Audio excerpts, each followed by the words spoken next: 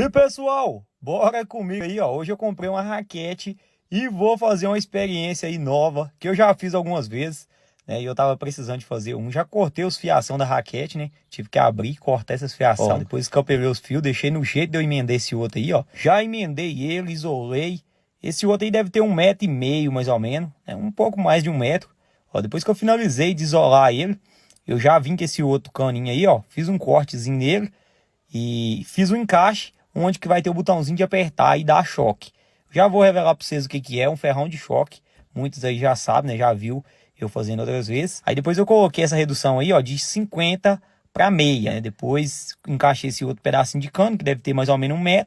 Isso aí vai depender do tamanho que você quer fazer. Arrumei esse capzinho, ó, que tampa lá na frente. Já coloquei 2 ribites com a fiação encaixada em cada um deles. Rebitei eles, colocou o fiação todo aí pra dentro, tampou, tá prontinho nosso ferrão.